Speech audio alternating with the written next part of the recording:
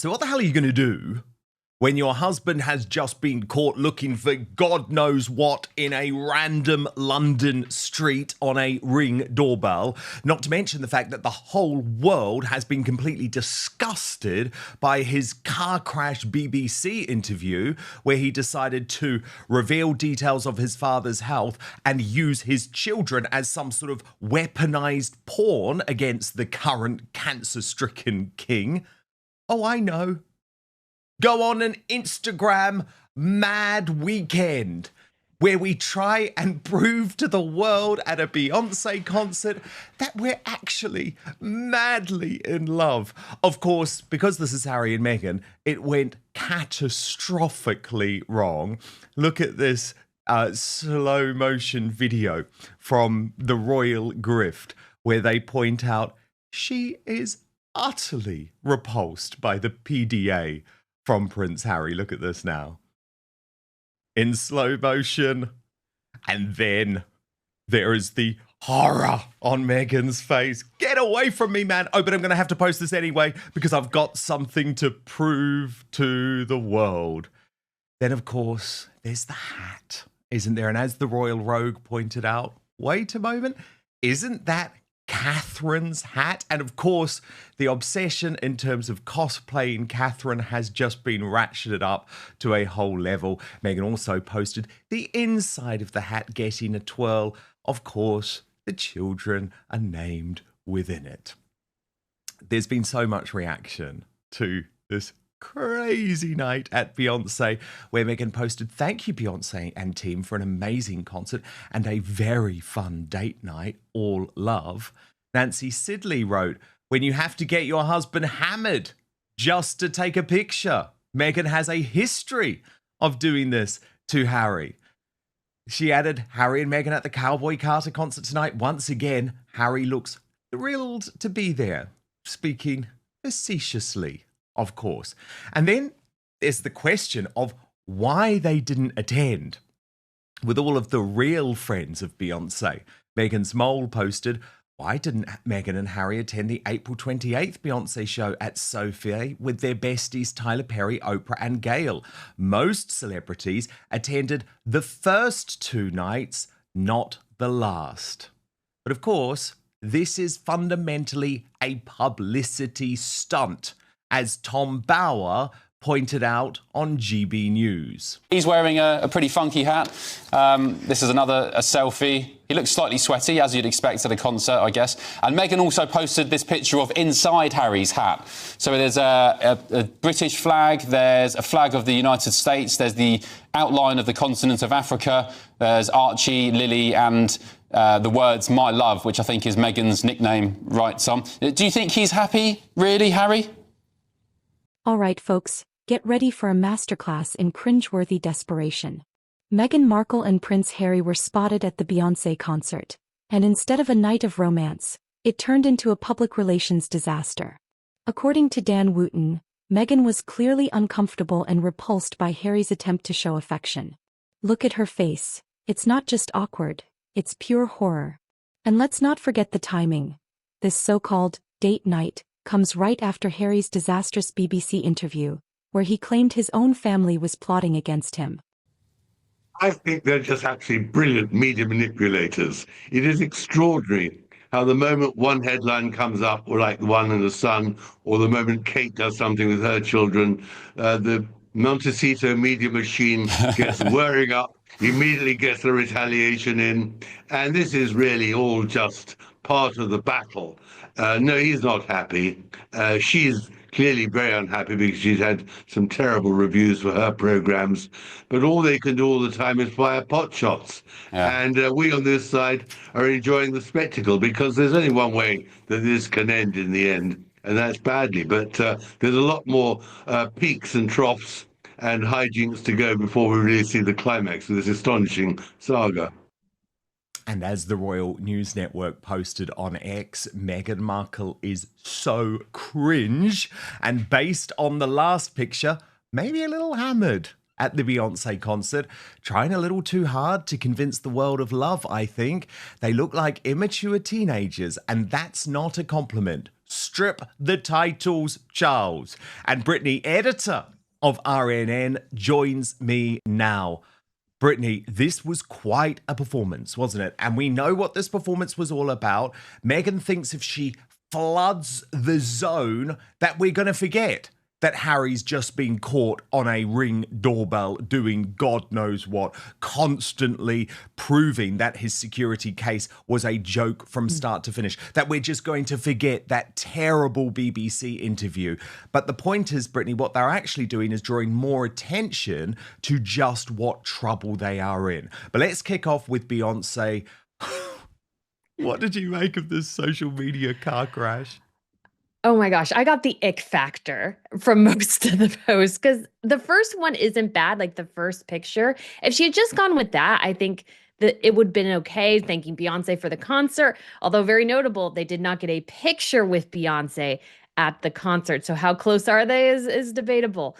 But this whole series of pictures, it was just meant as a huge distraction, and they just looked a bit ridiculous. She's supposed to be starting a brand, a company, apparently rebranding for, the sixth or seventh time now at this point. I don't think a concert is the way to go, but it was definitely a stunt to get a little distraction in based on the horrific headlines the two of them have had the last couple of weeks, because she also is dealing with another podcast flop as well. And you're very right to point out, Brittany, the way that it works at these concerts is that if you're truly in the A-list, you get invited backstage. And we presume that didn't happen because we didn't see a picture of it.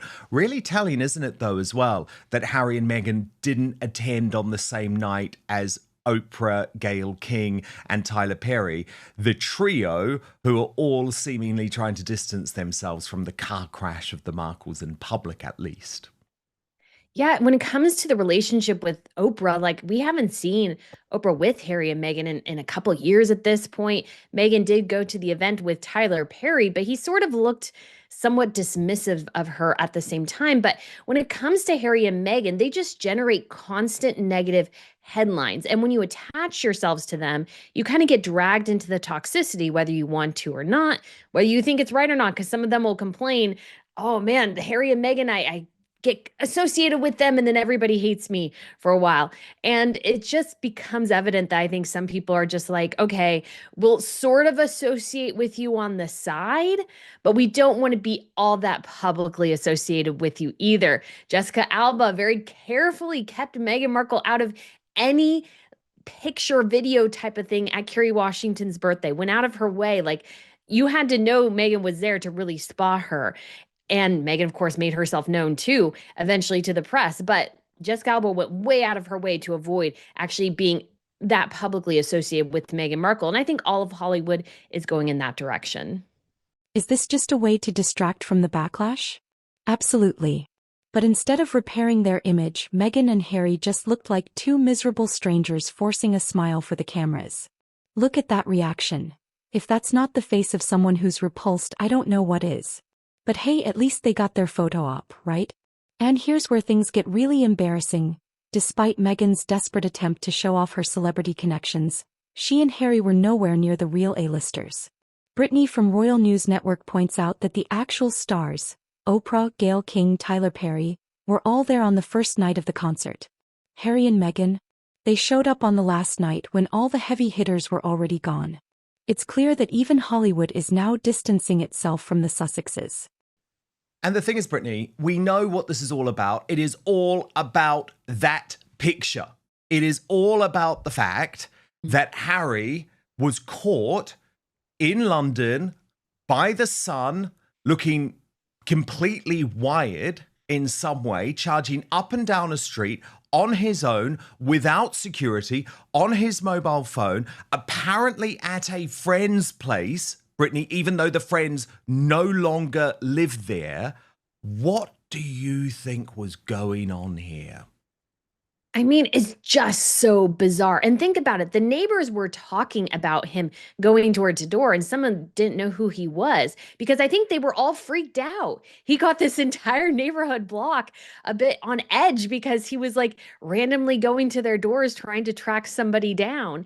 And I find it exceptionally strange that somehow he didn't know his friend had moved or something like that. Does he just wander around and go to a friend's house unannounced? Because if you are truly somebody who has high security risk, even if it's a friend, you probably have your security or somebody double check, make sure they're there and make sure things are safe before randomly walking down the street and just knocking on whatever door you find. And I would understand, like me and as an American, the European addresses are a little different. So I would maybe probably have a harder time finding something. But it's like he lived in London most of his life. Like, where is he going? And then, of course, people are raising like other questions about what he was doing, but it's very bizarre. It does not make him look good. And again, shows and proves, I think, that the issue of security is not about the actual safety of their family. It's about the status attached to having IPP status and being recognized in foreign countries as royalty. Well, of course, because if he gave a damn, Brittany, about his security, he wouldn't be doing this, would he? Just like he wouldn't have ordered Deliveroo to his friend's place because that goes against Security 101 if you're a royal. So he doesn't actually seem to really care that much about his security. But I do agree, this was an absolutely devastating moment.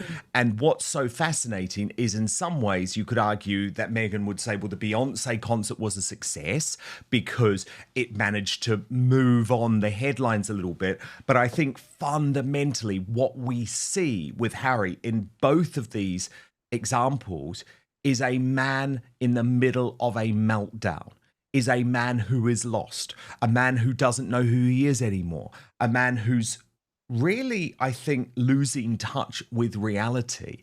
And both images actually were pretty tragic, although I do love the internet having quite a lot of fun with the Ring doorbell. Brittany, look at this one here. As if William is on the other side saying, you look familiar. Did we go to Eton together? But Brittany, the point is, this is a portrait of a man lost, of a man who has lost it all thanks to his wife. And maybe, just maybe, because we keep seeing that sort of glazed over look in his eyes, he's starting to realize it. I think so. And you get the sense because of how he speaks and everything that he's kind of talking out of both sides of his mouth. And you kind of see this look on his eyes that he just doesn't realize how hypocritical he's being in many ways.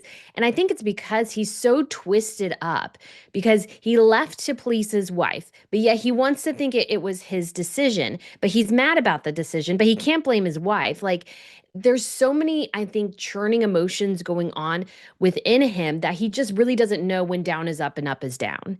And in that respect, I do feel sorry for him, but he's harping about the security. And then earlier last week, we had a picture of Archie in Mexico. And it's like, as an American, I know that while Mexico in many places is safe, especially around the resorts, the cartel violence is getting closer and closer in. They've had more and more issues in those resort areas. And so it's like, you're so concerned about your security. I don't even go to Mexico because of security issues. So why in the world are you going? It's all so topsy-turvy. And I think him wandering around a London neighborhood, trying desperately to find a friend as if he's trying to find a lifeline, that's so indicative of, I think, actually where he is mentally right now. Meghan can post all the selfies she wants. But without a picture with Beyoncé, Oprah, or even a single A-lister, it's obvious. She's not as connected as she thinks.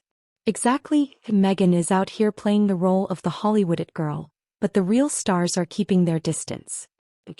And if the PDA stunt wasn't embarrassing enough, Meghan was also seen wearing a hat that looks eerily similar to one worn by Kate Middleton. Coincidence? Not likely. Oh, big time. Big time.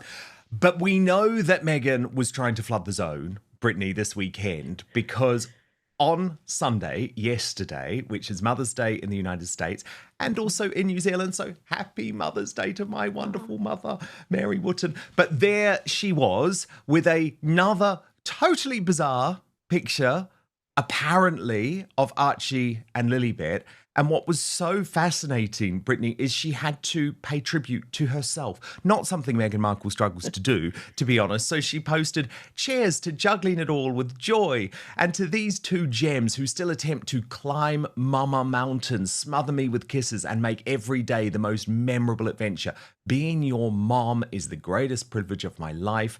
I too love you more than all the stars in the sky, all the raindrops, and all the salt on all the French fries in all the world."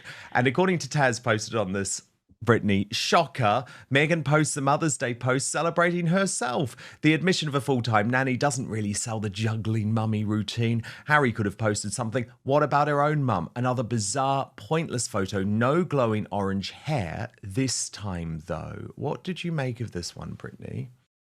I mean, it's very strange, but very Harry and Meghan, because you see sort of the kids based on the filters that they use for their pictures. You see the kids' hair shift from various shades of like red and auburn and everything. And so I don't know what the point is. I mean, the lighting, I think, plays a part here in the picture, but they try to mask the kids so much. It just comes across as very, very strange. And I think when it comes to her Mother's Day post praising herself, I mean, we shouldn't be that surprised. And I think it was around Mother's Day in the UK where she posted a picture of her mom. And I can't remember, I don't think she posted a picture of Diana, but then, Harry and Lily, and then herself and Harry or whatever. And so it was like the series of pictures there. It was like, well, that other day I could post other people, but this time it's all about me. This is Mother's Day in the States. This is my day, my morning, my time to be celebrated by you all, because for Meghan, all the love should just go to her.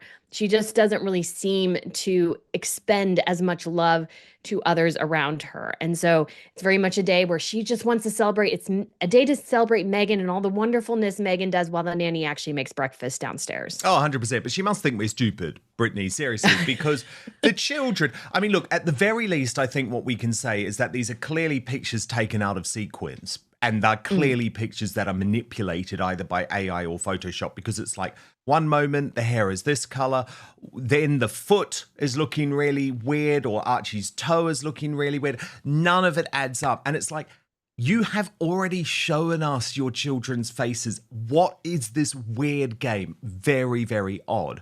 But we know that she's been playing these games all weekend long, Brittany, and it completely blows to smithereens. This argument that she made to Jamie Kern-Lima, which I knew was a total lie, that she doesn't look at the media, because everything Meghan is posting on her own social media is in reaction to what has been elsewhere in the media. And there was a hilarious other example of this which came on Friday, because you'll remember Catherine was given that beautiful rose, right, which is going to go to the Royal Marsden Hospital, and wow, just wonderful, really special moment. We spoke about it with Angela Levin on Friday's show. But what I loved is a couple of the brilliant people on X who are across all of this thing, Queer Lips of Truth, posted, next week, Meghan Markle will declare her love for roses. But as Harry's grey suit pointed out, it didn't take a week. Brittany, it took less than 24 hours. And they wrote, the stalker just dropped a new video from her vault. Here's a screenshot. I spy a lot of roses. She really can't help herself. And it was a video, Brittany, that she posted with the quote, flower arranging with Guy last spring. Just wait till you see what I've been cooking up this year, more soon. But there's all of the roses. So it's like, Brittany, again, are we meant to believe that this is a coincidence? According to Dan Wooten, Meghan has been on a cosplay spree, constantly trying to emulate Kate's style while insisting she wants nothing to do with the royal family. The irony is rich. Meghan despises Kate, but she can't seem to stop copying her looks. And honestly, it's just pathetic. Meghan, you're not fooling anyone. We see you. Is Meghan trying to be the next people's princess? Because right now, she's just coming off as the people's pretender. I mean, it's so crazy when you think about it, because this is a year-old video, and she's telling us, look forward to what's coming this year. with teasing a video that it's a year old with her dead dog, as if to say, oh, you should be so excited. Guy is in more of the stuff. And so you can watch Guy, which none of us care about. But it was so about this bouquet of flowers, which to me looked like something from a funeral home. It looks like something you put on top of a casket. And so she's like, has this huge flower arrangement, which I think to most people just looks completely ridiculous, completely over the top.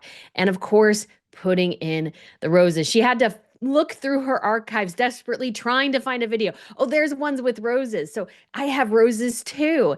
And it's just so pathetic in so many ways. And I'm just looking at all this stuff just from like even a business and marketing perspective. It's that video was to promote American Riviera Orchard, a brand she dropped, and she's telling us to look forward to the next stuff with this video. None of it makes any sense. It's just reactionary. Totally. Not actually a actual social media strategy. It's just reaction. Totally. But I do believe, Brittany, I really do believe everything we saw over the course of this weekend was to try and take away from the Harry photo, the doorbell photo, because it's just so damaging to him. It's so damaging to him on so many levels. And in some ways, you could argue that by flooding the zone, as I call it, she has at least got people talking about something else. However, Brittany, what is so fascinating is that the stateside turn against Harry and Meghan, including from the liberal lefties, is continuing at pace. I was shocked this week to see that SNL, Saturday Night Live, savaged Harry and Meghan in a joke in regards to the US-UK trade deal. Now, for people who don't follow SNL, I mean, this is very much a left-wing show. This is the type of show that would have been expected to ally with Harry and Meghan versus the royal family. And as far as I'm aware, it's the first time that they've really gone for Harry and Meghan. And I mean, Brittany, it's actually a great joke, right? Because I think SNL is at its best when it isn't woke. But this is devastating. This is the worst Hollywood moment for Harry and Meghan since South Park. It's very public SNL. So that they went there with that joke, I think, is so indicative of how the tides are slowly turning against Harry and Meghan. And the funny thing is, for a show like SNL, Harry and Meghan are comedy gold. Like, you should so just continue to go down that route for SNL because there's just so much comedy between the two of them to mine. But that they're slowly dipping their toes in because Harry and Meghan do align with them, you could say, somewhat politically. And so oftentimes they're a bit hesitant to go and make fun of the people who are on their same side of the political divide. But that they're slowly moving there shows to me, and hopefully there'll be a larger skit sometime soon, that people in Hollywood are just getting frustrated by them like everybody else. They're seeing the opportunities. The comedy is too good not to mine. And I'm still hoping for a sequel to the South Park episode. There's so much more to go over. And South Park was excellent. So hopefully maybe we should see something again sometime soon there as well. And here's where the story takes a dark turn. While Meghan was posing for selfies at the concert, Harry was caught on a Ring doorbell camera, wandering the streets of London looking disoriented and frantic. According to Brittany, Harry was allegedly seen pounding on doors, looking for a friend who no longer lives there. Was he intoxicated? Was he having a mental breakdown? Either way, it's clear that all is not well in the Sussex household. And Meghan's desperate Beyoncé stunt looks even more pathetic and calculated in light of Harry's bizarre behavior. Is she trying to distract from Harry's downward spiral? Because it's not working. It's almost like Meghan was trying to overcompensate for Harry's meltdown by playing the role of the happy wife. But nobody's buying it, not anymore. Please, God. Please, South Park gods, make us a sequel. We deserve it. You have got so much material. Certainly, so P. much. Dina recently thought that there was a chance of a South Park sequel coming, and that would be such good news. Now, there was also more backroom news in regards to Meghan Markle and Prince Harry this weekend. Again, it was leaked out at a very busy time. I do think it's pretty significant, though, Brittany. So let me take you through the reporting from the Daily Telegraph, which reveals Meghan has appointed Bill Gates's ex-assistant as her chief of staff. Now, this is Sarah Fosmo, poor woman. I feel for you, Sarah. Your She needs our life prayers. is about to get really bad. Exactly. You're in our prayers. Very good point, Brittany. But anyway, this woman's been appointed to be her most senior advisor as she prepares to relaunch her career. Ms. Fosmo will oversee this, quote, dynamic period of growth. Meanwhile, the Duke of Sussex's last high-flying pick for his chief of staff, Josh Kettler, who was formerly a Patagonia executive, did not outlast his 3-month trial period. In the absence of a replacement, one of the Duke's most senior members of staff, Leanne Cashin, a former executive assistant and Archewell's head of operations, has been promoted to a senior consultant. The Sussexes have become known for their apparent inability to attract and retain the right staff after hiring and losing a series of senior advisors since relocating to the US. They are hoping the exceptional new employees will prove the right fit to guide the next chapter of their ambitious ventures. But Brittany, let me just be very clear about this. And while I don't know the two women personally, these are very unambitious hires, actually, especially Harry. I mean, this is really Harry giving up, right? Because Josh Kettler, who he wanted as the chief of staff, was a big name, didn't work out. And I don't blame Josh for that, put it that way. But Leanne Cashman, who now seems to be running the show for Harry, was previously his assistant. And like, that's fine, by the way. I like the idea of you promote people, you bring them up, but he is not at the stage of his career, Brittany, when he can go with simply having an assistant running his whole operation. It's like, no wonder things are in such a terrible spot. I mean, they chase away, Dan, everybody that they've associated with. Because if you remember, in early 2020, I think it was, that they had announced that they had poached somebody from the Gates Foundation, and she only lasted 7 or 8 months. So they hire these extremely competent people. But Harry and Meghan, from what I can see so far, in my personal opinion, I find them to be quite lazy in their efforts. And so they hire these high achieving people, and then you can't get Harry and Meghan to do much. And then they complain when they don't follow what their experts are telling them to do. And then they blame the experts, even though the experts told them to do, X and they did Y. But this is just going back to having a just sort of disastrous strategy on their end, that Meghan is relaunching or rebranding for the 12th time at this point is just incredibly pathetic. And the bigger problem is that she has no bigger ambition, really. She just wants to make money however she can. And she has no vision for that. She just wants cash. And we're just seeing just a rotating door of staff at this point. Dan Wooten sums it up perfectly. Harry and Meghan's desperate PR stunts are starting to backfire. From the cringe-worthy PDA at the Beyoncé concert to the bizarre Ring doorbell incident in London, it's clear that the Sussexes are spiraling, and fast. And with Hollywood elites avoiding them, Meghan's star power is fading faster than Harry's credibility. Will they keep up the phony facade or finally come clean about what's really going on behind closed doors? Stay tuned, because this saga is far from over. I know, absolutely. And look, at the end of the day, this woman may have worked for Bill Gates. She wasn't in a senior position. She's clearly politically aligned, but unfortunately, I just don't think it's going to work out, because it never does. Brittany, what did you make of this happy birthday message Prince Harry made at the weekend too? In fact, why don't we watch it, Brittany, and then I'll get your reaction off the back. Mr. Hammond of Ghana, happy birthday, sir. Wishing you a very, very happy 100th birthday today. The Invictus delegation has just returned from Ghana and says that you are in fine spirits. And I'm very happy to hear that. Thank you. Thank you from all of us for your incredible service, both wearing uniform and as a veteran. You are quite literally a hero of Ghana. Thank you for the book. I look forward to reading it. Thank you for everything that you do. And I really, truly hope that we will be able to celebrate together once Ghana join the Invictus community of nations.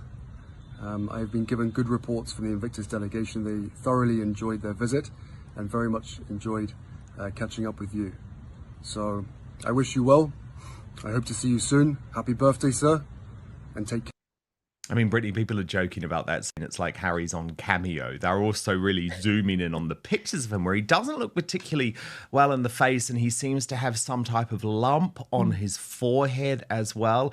They're also pointing out the fact that he seems to be speaking a little bit differently, saying birthday. It's not very royal, is it, in his language? Happy birthday. But what did you make of this video? It's so bizarre to me. It just seems very, very out of place. I don't think it was probably meant for public, but of course it got out. But he just looks really bizarre. It seems strange that he's celebrating some guy's 100th birthday that he doesn't know. But it goes back to this idea that Harry is really, really obsessed with Invictus, even though, as far as I can tell, the Invictus games themselves need a massive infusion of cash in order to operate, usually government taxes to sort of do its whole competition. But it just seemed really bizarre, really strange. And it was like much like Cameo that he was sort of forced to do it. It's like, oh, we met with this guy and we're trying to get the Invictus delegation there. And so here, do a video for us real quick. And it's very much like in the beginning of the pandemic, even though Meghan's an actress, somehow she didn't know proper lighting in her own house and how to do things. And so everything looks a bit like a hostage video or something to that effect. So it was very poorly done on Harry's end. I don't know why he couldn't get an actual tripod and not look like he's, the camera's right in his face, but that's what he decided to do. But it's very strange. All right, that's the explosive breakdown of Meghan Markle's cringeworthy Beyoncé stunt and Harry's doorbell disaster. If you think the Sussexes are spiraling out of control, hit that like button, subscribe for more shocking royal exposés, and drop a comment below. Are Harry and Meghan finally losing it, or is this just the beginning? Let me know what you think.